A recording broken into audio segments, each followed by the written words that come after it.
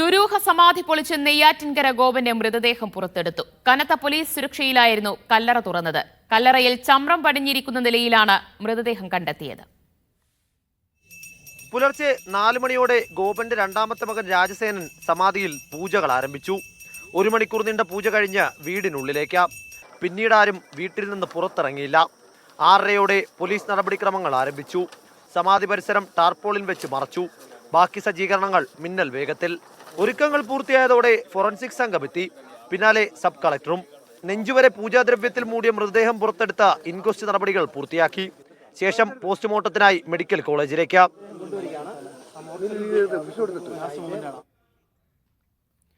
Neyyattinkara ഗോപന്റെ postmortem പൂർത്തിയായി. മൃതദേഹം ഉടൻ ബന്ധുക്കൾക്ക് വിട്ടു നൽകും. മൃതദേഹവുമായി ബന്ധുക്കൾ വീട്ടിലേക്ക് ഉടൻ തന്നെ പോകും.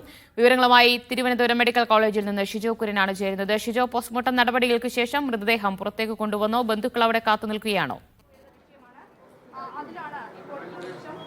ദിവ്യ, അല്പസമയത്തിനകം നെയ്യാറ്റിൻകര ഗോപന്റെ മൃതദേഹം പുറത്തേക്ക് കൊണ്ടുവരും. അല്പസമയം മുമ്പാണ് ഈ പോസ്റ്റ്മോർട്ടം അടക്കമുള്ള നടപടികൾ പൂർത്തിയാക്കിയത്. ഈ പോസ്റ്റ്മോർട്ടം പൂർത്തിയാക്കിയ മൃതദേഹം അല്പസമയത്തിനകം ബന്ധുക്കൾക്ക് വിട്ടു നൽകുകയും ചെയ്യും. മൃതദേഹം ഏറ്റുവാങ്ങാനായിട്ട് മകൻ സനന്ദൻ അല്പസമയം മുമ്പ് ഇവിടേക്ക് വന്നിരുന്നു. മൃതദേഹം ഇവിടുന്ന് നെയ്യാറ്റിൻകര ആറാട്ടുമുട്ടിലെ വീട്ടിലേക്ക് തന്നെയായിരിക്കും കൊണ്ടുപോകുക.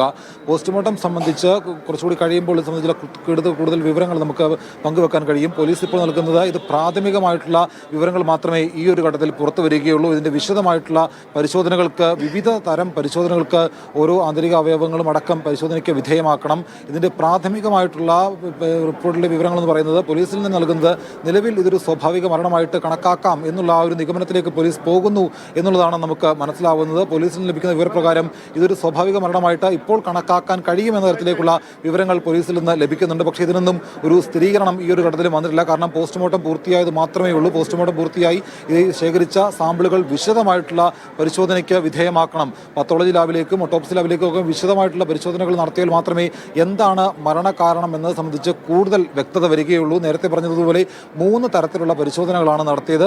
അതിൻ്റെ ഒരു പ്രാഥമിക സാരാംശം എന്ന് പറഞ്ഞ് ഇപ്പോൾ പോലീസിൽ നിന്ന് നമുക്ക് ലഭിക്കുന്ന വിവരം ഇത് ഒരു സ്വാഭാവിക മരണമായിട്ട് കണക്കാക്കാം എന്നുള്ള നിഗമനത്തിലേക്ക് പോലീസ് എത്തിയിട്ടുണ്ട്. പക്ഷേ ഇത് പ്രാഥമികമായിട്ടുള്ള ഫൈൻഡിങ്സ് മാത്രമാണ്. ഇതിൻ്റെ ഒരു കൃത്യമായിട്ടുള്ള ഫൈൻഡിങ്സിലേക്ക് പോലീസ് എത്തിയിട്ടില്ല. പരിശോധനാ ഫലം സംബന്ധിച്ചുള്ള റിപ്പോർട്ടുകളൊക്കെ പൂർണ്ണമായിട്ട് വന്നതിന് ശേഷം മാത്രമേ ഇതിൻ്റെ യഥാർത്ഥ കാരണം കണ്ടെത്താൻ കഴിയുകയുള്ളൂ. നിലവിൽ ഇതൊരു സ്വാഭാവിക മരണമായിട്ട് കണക്കാക്കുന്നു എന്നുള്ള വിലയിരുത്തലിലേക്കാണ് പോലീസ് പോകുന്നത്. എന്തായാലും പോസ്റ്റ്മോർട്ടം നടപടികൾ പൂർത്തിയാക്കി അല്പസമയത്തിനകം മൃതദേഹം പുറത്തേക്ക് കൊണ്ടുവരും.